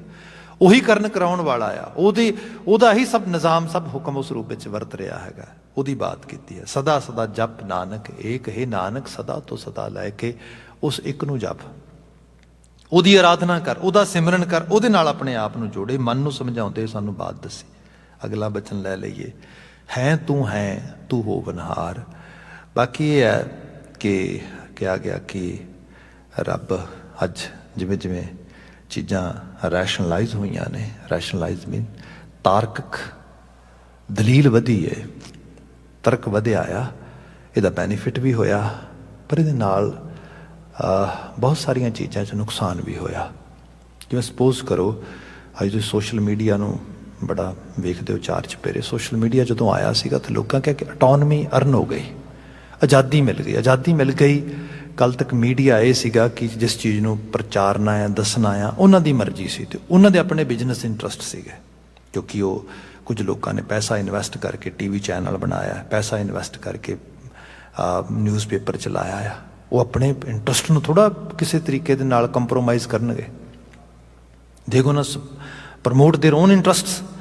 But when actually social media arrived, people were thinking, yeah, that's good. Now we have autonomy. ਹੁਣ ਅਸੀਂ ਕਿਸੇ ਦੇ ਆਪਣੇ ਜਿਹੜਾ ਹੈਗਾ, ਜਿਹੜੇ ਸੈਲਫ ਇੰਟਰਸਟ ਸਾਡੇ ਨੇ, ਉਹਨਾਂ ਨੂੰ ਅਸੀਂ ਜਿਹੜਾ ਪ੍ਰਮੋਟ ਕਰਾਂਗੇ ਉਸ ਰੂਪ ਦੇ ਵਿੱਚ। ਠੀਕ ਹੈ ਜੀ, ਸ਼ੁਰੂ 'ਚ ਲੱਗਾ, ਬੈਨੀਫਿਟ ਵੀ ਹੋਏਗਾ ਇਹਦਾ। ਅੱਜ ਕੋਈ ਵੀ ਗੱਲ ਸੋਸ਼ਲ ਮੀਡੀਆ 'ਤੇ ਹੋਏ, ਜਿਹੜੇ ਥੋੜ੍ਹੇ ਜਿਹੇ ਵੀ ਲੋਕ ਜਿਹਨੂੰ ਕਿਹਾ ਜਾਏ ਕਿ ਸੀਰੀਅਸ ਲੈਵਲ ਦੇ ਨੇ, ਜਿਹੜੇ ਥੋੜ੍ਹੇ ਸਿੰਸੀਅਰ ਨੇ, ਉਹ ਕਹਿੰਦੇ ਸੋਸ਼ਲ ਮੀਡੀਆ 'ਤੇ ਨਹੀਂ, ਛੱਡ ਪਰਾਂ, ਇਹ ਨਹੀਂ, ਇਹ ਕਿਉਂ ਫੇਕ ਹੋਏਗਾ, ਫੇਕ ਨਿਊਜ਼। ਵਿਸ਼ਵਾਸ ਹੀ ਚਲਾ ਗਿਆ ਵੀ ਜੇ ਇੱਥੋਂ ਆ ਰਹੀ ਨਾ, ਇਹ ਫੇਕ ਹੈ, ਇਹ ਹੈ ਹੀ ਨਹੀਂ। ਕਿਉਂਕਿ ਇਤਨਾ ਜ਼ਿਆਦਾ ਜਿਹੜਾ ਹੈਗਾ ਉਫਾਨ ਆਇਆ ਝੂਠ ਦਾ। ਲੋਕਾਂ ਆਪਣੇ ਤੌਰ 'ਤੇ ਸੋਚਿਆ ਵੀ ਲੈ ਇਹ ਵੀ ਵਿਕ ਜਾਏਗੀ, ਇਹ ਵੀ ਵਿਕ ਜਾਏਗੀ, ਆਹ ਵੀ ਚੀਜ਼ ਜਿਹੜੀ ਹੈ ਲੋਕਾਂ ਨੂੰ ਲੋਕੀ ਬਾਏ ਕਰਨਗੇ ਸਾਡੀ। ਇਸ ਹਾਲਤ ਵਿੱਚ ਧਰਮ ਦੀ ਦੁਨੀਆ ਦੇ ਵਿੱਚ ਵੀ ਜਦੋਂ ਧਰਮ ਦੇ ਨਾਂ ਦੇ ਉੱਤੇ ਰਿਚੁਅਲਿਜ਼ਮ ਹੋਏ, ਹੋਰ ਚੀਜ਼ਾਂ ਹੋਈਆਂ, ਲੋਕਾਂ ਨੂੰ ਧਰਮ ਫੇਕ ਲੱਗਣ ਲੱਗ ਗਿਆ, ਰੱਬ ਹੀ ਫੇਕ ਲੱਗਣ ਲੱਗ ਗਿਆ। ਕੁਛ ਨਹੀਂ ਹੈ, ਭੂ ਝੂਠ ਹੀ ਆ, ਭੁਲੇਖਾ ਹੀ, ਸਭ ਇਸ ਤਰ੍ਹਾਂ ਹੀ ਹੈ। ਇਹ ਤੇ ਮੇਰੀ ਤੁਹਾਡੀ ਸਾਰੀ ਦੁਨੀਆ ਸਿਰਜੀ ਹੈ ਤੇ ਇੱਕ ਬਸ ਜਿਹੜਾ ਹੈਗਾ ਇੱਕ ਧੂਏਂ ਦਾ ਬੱਦਲ ਬਣਾਇਆ ਗਿਆ। ਹਾਲਾਂਕਿ ਗੁਰੂ ਅਰਜਨ ਸਾਹਿਬ ਇੱਥੇ ਬਿਆਨ ਕਰ ਰਹੇ ਨੇ, ਤੂੰ ਹੈ ਵੀ ਸੈਂ ਪਿੱਛੇ, ਤੂੰ ਅੱਜ ਵੀ ਮੌਜੂਦ ਹੈ, ਤੂੰ ਹੋਵਨਹਾਰ। ਹੈ ਦਾ ਮਤਲਬ ਪਾਸਟ, ਤੂੰ ਹੈ ਪ੍ਰੈਜ਼ੈਂਟ, ਤੂੰ ਹੋਵਨਹਾਰ ਭਵਿੱਖ। ਹਰ ਸਮੇਂ ਦੇ ਵਿੱਚ ਤੇਰੀ ਮੌਜੂਦਗੀ ਹੈ। ਅਗਮ ਅਗਾਧ ਊਚ ਅਪਾਰ। ਬਾਕੀ ਇਹ ਹੈ ਤੇਰੀ ਹੋਂਦ ਨੂੰ ਜੇ ਕੋਈ ਕਹੇ ਕਿ ਮੈਨੂੰ ਤੂੰ, ਮਤਲਬ ਜਿਵੇਂ ਅਸੀਂ ਆਮ ਪੰਜਾਬੀ 'ਚ ਕਹਿੰਦੇ ਹੱਥਾਂ 'ਤੇ ਸਰੋਂ ਜਮਾ ਕੇ ਦਿਖਾ, ਮੈਨੂੰ ਐਕਚੁਅਲ ਲੈਵਲ 'ਤੇ ਰੂਪ ਵਿਖਾ ਉਹਦਾ, ਕਿਹੋ ਜਿਹਾ ਰੂਪ ਆ। ਗੁਰੂ ਅਰਜਨ ਸਾਹਿਬ ਕਹਿੰਦੇ ਅਗੰਮ ਆ, ਇੰਦਰੀਆਂ ਦੇ ਪਕੜ ਤੋਂ ਪਰੇ ਹੈ, ਅਗਾਧ ਹੈ, ਬੁੱਧੀ ਦੀ ਪਕੜ ਤੋਂ ਪਰੇ ਹੈ, ਊਚ ਬੜਾ ਸਰਵੋੱਚ ਆ, ਅਪਾਰ, ਜਿਹਨੂੰ ਕੋਈ ਇਵੈਲੂਏਟ ਨਹੀਂ ਕਰ ਸਕਦਾ, ਉਰਵਾਰਲਾ ਪਾਰਲਾ ਬੰਨਾ ਨਹੀਂ ਲੱਭ ਸਕਦਾ। ਜੋ ਤੁਧ ਸੇਵੈ ਤਿਨ ਭਉ ਦੁੱਖ ਨਾ ਹੈ। ਜਿਹੜੇ ਉਹਦੀ ਸੇਵਾ 'ਚ ਲੱਗ ਜਾਂਦੇ ਨੇ ਉਹਨਾਂ ਨੂੰ ਸਭ ਤੋਂ ਵੱਡਾ ਦੁੱਖ ਜ਼ਿੰਦਗੀ ਦਾ ਭਉ, ਡਰ। ਤੁਸੀਂ ਡਰਾ ਕੇ ਕਿਸੇ ਨੂੰ ਉਹਦਾ ਜ਼ਮੀਰ ਖਰੀਦਦੇ ਹੋ, ਡਰਾ ਕੇ ਉਹਨੂੰ ਆਪਣੇ ਲੈਵਲ ਤੋਂ ਡਿੱਗਦੇ ਹੋ। ਅਤੇ ਸਾਰਾ ਮਦਰ ਨੇਚਰ ਦਾ ਜਿਹੜਾ ਇਹ ਸਾਰਾ ਸਿਸਟਮ ਹੈ, ਇਹਦੇ 'ਚ ਡਰ ਕੰਮ ਕਰਦਾ ਆ। ਪਸ਼ੂਆਂ, ਪੰਛੀਆਂ, ਪਰਿੰਦਿਆਂ ਸਭ ਨੂੰ ਡਰਾ ਕੇ ਮਨੁੱਖਾਂ ਨੇ ਕਾਬੂ 'ਚ ਕੀਤਾ। ਤੁਸੀਂ ਡਰੇ ਹੋਏ ਜਾਨਵਰ, ਸ਼ੇਰ, ਹਾਥੀ ਸਰਕਸ ਵਿੱਚ ਨੱਚਦੇ ਦੇਖਦੇ ਹੋ ਸਾਰੇ ਦੇ ਸਾਰੇ। ਅਤੇ ਇਕੱਲਾ ਉਹ ਨਹੀਂ, ਮਨੁੱਖਾਂ ਦੀ ਦੁਨੀਆ ਵਿੱਚ ਵੀ ਇਹੀ ਕੰਮ ਕਰਦਾ ਆ। ਜੇ ਬੰਦੇ ਦੇ ਮਨ ਦਾ ਡਰ ਥੋੜ੍ਹਾ ਚੱਕਿਆ ਜਾਏ ਤੇ ਸਹੀ ਰੂਪ ਦੇ ਵਿੱਚ ਫਰੇਬ ਨਹੀਂ ਰਹੇਗਾ ਧਰਤੀ ਤੇ, ਝੂਠ ਨਹੀਂ ਰਹੇਗਾ, ਠੱਗੀ ਨਹੀਂ ਰਹੇਗੀ, ਇਹ ਸਭ ਐਥੀਕਲੀ ਅਸੀਂ ਬੈਂਕਰਪਟ ਨਹੀਂ ਹੋਵਾਂਗੇ। ਗੁਰੂ ਸਾਹਿਬ ਕਹਿੰਦੇ ਜੇ ਇਸ ਸਾਰੇ ਤੋਂ ਬਚਣਾ ਆ ਫਿਰ ਜੋ ਤੁਧ ਸੇਵੈ ਤਿਨ ਭਉ ਦੁੱਖ ਨਾ ਹੈ। ਜਿਹੜੇ ਉਹਦੀ ਸੇਵਾ 'ਚ ਲੱਗ ਗਏ ਉਹਨਾਂ ਦੇ ਭਉ ਰੂਪੀ ਦੁੱਖ, ਡਰ ਰੂਪ ਦੁੱਖ ਚੱਕਿਆ ਗਿਆ। ਇਹਦੇ ਵਿੱਚੋਂ ਹੀ ਮਨੁੱਖਤਾ ਦਾ ਨੈਕਸਟ ਚੈਪਟਰ ਪੈਦਾ ਹੁੰਦਾ ਹੈ। ਤੁਹਾਡੇ ਘਰ 'ਚ ਇੰਨੀ ਸ਼ਹੀਦਾਂ ਦੀ ਕਤਾਰ ਖੜੀ ਹੈ, ਇਹਦੇ 'ਚੋਂ ਪੈਦਾ ਹੋਈ ਹੈ। ਜਿਹੜੇ ਕਰਤਾਰ ਨਾਲ ਜੁੜ ਗਏ, ਜਿਨ੍ਹਾਂ ਕਿਹਾ ਉਹ ਵੱਡਾ ਨਿਜ਼ਾਮ ਸਭ ਚਲਾ ਰਿਹਾ ਹੈਗਾ। ਜ਼ਿੰਦਗੀ ਇਹ ਪਾਣੀ ਦੇ ਬੁਲਬੁਲੇ ਦੇ ਨਿਮਿੰਦਾ, ਅੱਜ ਹੈ ਕੱਲ ਨਹੀਂ ਹੋਏਗੀ। ਅਸੂਲ ਤੋਂ ਨਹੀਂ ਟੁੱਟਣਾ, ਸੱਚ ਤੇ ਰਹਿਣਾ, ਇਹ ਤੇ ਪਹਿਰਾ ਦੇਣਾ। ਸਮਾਜ ਸੁਧਰਿਆ, ਲੋਕ ਸੁਧਰੇ ਤੇ ਲੋਕ ਕਲਿਆਣ ਹਿਤਕਾਰਸ਼ੀਲ ਹੋਣੇ ਸ਼ੁਰੂ ਹੋ ਗਏ। ਗੁਰੂ ਅਰਜਨ ਸਾਹਿਬ ਉਹਦੀ ਬਾਤ ਕਰਦੇ ਨੇ, ਗੁਰ ਪ੍ਰਸਾਦ ਨਾਨਕ ਗੁਣ ਗਾਹੇ, ਤੇ ਗੁਰੂ ਦੇ ਪ੍ਰਸਾਦ ਤਰਸ ਦੇ ਨਾਲ ਹੇ ਨਾਨਕ ਇਹ ਗੁਣਗਾਨ, ਇਹ ਵਡਿਆਈ ਕਰਨ ਦਾ ਮੌਕਾ ਬਣਦਾ ਆ। ਅਗਲਾ ਬਚਨ ਹੈ ਜੋ ਦਿਸੈ ਸੋ ਤੇਰਾ ਰੂਪ। ਅਜੇ ਹੁਣੇ ਮੈਂ ਬਾਤ ਕੀਤੀ ਵੈਦਿਕ ਫਲਸਫੇ ਦੀ ਤੇ ਗੁਰਬਾਣੀ ਦੀ। ਤੇ sometime people can say, people can ਜੱਜ, you know you are also actually doing some kind of differences or some kind of dividations, you know, ਤੂੰ ਡਿਵਾਈਡ ਕਰ ਰਿਹਾ, ਤੂੰ ਵੰਡ ਰਿਹਾ ਲੋਕਾਂ ਨੂੰ। ਇਹ ਸਾਰੇ ਦੇ ਵਿੱਚ ਹਕੀਕਤ ਇਹ ਹੈ, ਕੂੜ ਤੇ ਸੱਚ, ਝੂਠ ਤੇ ਹਕੀਕਤ, ਇਹਦੇ ਵਿੱਚ ਫਰਕ ਕਰਨਾ ਤੇ ਬੜਾ ਜ਼ਰੂਰੀ ਹੈ। ਮਤਲਬ ਸਹੀ ਨੂੰ ਸਹੀ ਤੇ ਗਲਤ ਨੂੰ ਗਲਤ ਕਹਿਣਾ, ਇਹ ਮਨੁੱਖੀ ਵਿਜ਼ਨ ਹੋਣਾ ਬੜਾ ਜ਼ਰੂਰੀ ਹੈ। ਜੇ ਤੁਹਾਡੇ ਸਾਹਮਣੇ ਟੋਕਰੀ ਭਰੀ ਸੇਬਾਂ ਦੀ ਹੈ ਤੇ ਉਹਦੇ 'ਚ 2 ਸੇਬ ਗਲੇ ਨੇ, ਤੇ ਗਲਿਆਂ ਨੂੰ ਵੱਖਰੇ ਕਰਕੇ ਜੁਦਾ ਕਰਕੇ ਵਿਖਾਉਣਾ ਵੀ ਆਹ ਗਲੇ ਨੇ, ਇਹਦੇ 'ਚ ਕੋਈ ਗਲਤ ਗੱਲ ਨਹੀਂ, ਇਹ ਬਿਲਕੁਲ ਠੀਕ ਹੈ। ਬਾਕੀ ਹਾਂ, ਇਹ ਗਲੇ ਹੋਏ ਇਸੇ ਇਹਨਾਂ ਦਾ ਰੂਪ ਸੀਗੇ, ਪਰ ਕੋਈ ਬਿਮਾਰੀ ਫੈਲ ਗਈ ਤੇ ਗਲ ਗਏ ਇੱਥੇ। ਸਿਰਫ ਇਹ ਕਿ ਉਹਦੇ 'ਚ ਐਗਜ਼ਾਮਪਲ 'ਚ ਇਹ ਕਿਹਾ ਗਿਆ ਵੀ ਗਲਿਆਂ ਨੂੰ ਦੁਬਾਰਾ ਸੁਧਾਰਿਆ ਨਹੀਂ ਜਾ ਸਕਦਾ। ਮਨੁੱਖਾਂ ਦੀ ਦੁਨੀਆ ਸੁਧਾਰ ਦੀ ਪੂਰੀ ਪਮਾਇਸ਼ ਹੈ। ਗੁਰੂ ਸਾਹਿਬ ਬ੍ਰਾਹਮਣਵਾਦ ਦੇ ਖਿਲਾਫ ਖੜੇ ਹੋਏ, ਗੁਰੂ ਸਾਹਿਬ ਸਮਾਜ ਦੀ ਜਿਹੜੀ ਉਹ ਸਾਰੀ ਵੰਡੀ ਸੀ ਉਹਦੇ ਖਿਲਾਫ ਖੜੇ ਹੋਏ। ਤੇ ਇਹਦਾ ਮਾਇਨਾ ਇਹ ਹੋਇਆ ਕਿ ਜੇ ਬ੍ਰਾਹਮਣਵਾਦ ਦੇ ਖਿਲਾਫ ਖੜੇ ਹੋਏ ਤੇ ਬ੍ਰਾਹਮਣ ਦੇ ਵੀ ਖਿਲਾਫ ਨਹੀਂ। ਬ੍ਰਾਹਮਣ ਤੇ ਸਾਡੇ ਘਰ ਦੇ ਵਿੱਚ ਭਗਤ ਤਿਰਲੋਚਨ ਜੀ ਦੇਖ ਲਓ, ਭਗਤ ਰਾਮਾਨੰਦ ਜੀ ਦੇਖ ਲਵੋ, ਤੁਸੀਂ ਦੇਖੋ ਉਸ ਪਿਛੋਕੜ 'ਚੋਂ ਆਏ ਹੋਏ ਲੋਕ ਨੇ। ਪਰ ਜਦੋਂ ਗੁਰਮਤੀਏ ਹੋ ਗਏ ਉਹ ਖੁਦ ਛੱਡ ਗਏ ਉਸ ਚੀਜ਼ ਨੂੰ। ਉਹਨਾਂ ਕਿਹਾ ਨਹੀਂ ਨਹੀਂ, ਵੰਡੀ ਦਾ ਮਸਲਾ ਨਹੀਂ ਗਾ ਇੱਥੇ, ਇੱਥੇ ਮਸਲਾ ਇਹ ਹੈ ਸੱਚ ਨੂੰ ਸੱਚ ਤੇ ਝੂਠ ਨੂੰ ਝੂਠ ਕਹਿਣ ਦਾ। ਗੁਰੂ ਸਾਹਿਬ ਨੇ ਇੱਥੇ ਬਚਨ ਕਿਹਾ, ਸਭ ਕਰਤਾਰ ਤੇਰਾ ਹੀ ਰੂਪ ਹੈ, ਤੇਰੇ ਵਿੱਚੋਂ ਆਏ ਨੇ ਸਭ ਜੀ ਤੇ ਤੇਰਾ ਹੀ ਅਸਲ 'ਚ ਅਕਸ਼ ਨਕਸ਼ਿਆ। ਜੋ ਦਿਸੈ ਸੋ ਤੇਰਾ ਰੂਪ, ਗੁਣ ਨਿਧਾਨ ਗੋਬਿੰਦ ਅਨੂਪ। ਤੂੰ ਗੁਣਾਂ ਦਾ ਖਜ਼ਾਨਾ ਹੈ, ਗੋਬਿੰਦ ਹੈ ਤੇ ਅਨੂਪ ਉਪਮਾ ਕੋਈ ਨਹੀਂ। ਸਿਮਰ ਸਿਮਰ ਸਿਮਰ ਜਨ ਸੋਏ। ਹੇ ਨਾਨਕ ਇਹ ਕਹਿ ਕਿ ਉਸ ਦੀ ਹੀ ਸਿਮਰਤੀ ਵਿੱਚ ਲੱਗਣਾ ਹੈ ਅਸੀਂ। ਨਾਨਕ ਕਰਮ ਪ੍ਰਾਪਤ ਹੋਏ, ਪਰ ਇਹ ਉਹਦੇ ਆਪਣੇ ਤਰਸ ਤੋਂ ਬਿਨਾਂ ਬੰਦੇ ਨੂੰ ਪ੍ਰਾਪਤ ਨਹੀਂ ਹੁੰਦਾ। ਜਿਨ ਜਪਿਆ ਤਿਸ ਕੋ ਬਲਿਹਾਰ। ਬਾਕੀ ਭਾਈ ਜਿੰਨੇ ਵੀ ਇਹੋ ਜਿਹਾ ਨਾਮ ਹੈ ਜਪ ਲਿਆ, ਇਹੋ ਜਿਹੀ ਸੋਚ ਨੂੰ ਪ੍ਰਣਾ ਲਿਆ, ਧਾਰਨ ਕਰ ਲਿਆ, ਜਿਨ ਜਪਿਆ ਤਿਸ ਕੋ ਬਲਿਹਾਰ, ਤਿਸ ਕੈ ਸੰਗ ਤਰੈ ਸੰਸਾਰ। ਉਹਦੀ ਸੋਹਬਤ ਸੰਗਤ ਨਾਲ ਸੰਸਾਰ ਦਾ ਭਲਾ ਹੁੰਦਾ। ਕਿਉਂਕਿ ਅਸੀਂ ਮਨੁੱਖ ਹਾਂ, ਇੱਕ ਦੂਜੇ ਦਾ ਪ੍ਰਭਾਵ ਕਬੂਲਦੇ ਹਾਂ। ਜੇ ਚੰਗਿਆਂ ਦੀ ਗਿਣਤੀ ਵਧੇਗੀ, ਚੰਗਿਆਂ ਨੂੰ ਅਸੀਂ ਜਿਹੜਾ ਹੈਗਾ ਸਾਡੇ ਨੇੜੇ ਹੋਣਗੇ, ਸਾਡੇ ਜੀਵਨ ਵਿੱਚ ਚੰਗਿਆਈ ਤੇ ਅੱਛਾਈ ਆਏਗੀ। ਤੇ ਜੇ ਬੁਰਿਆਂ ਦਾ ਸਾਥ ਪਏਗਾ, ਬੁਰਿਆਂ ਦੀ ਮੰਡੀ ਵਿਕਾਂਗੇ, ਉਹਨਾਂ ਦੇ ਨਾਲ ਜਾਵਾਂਗੇ।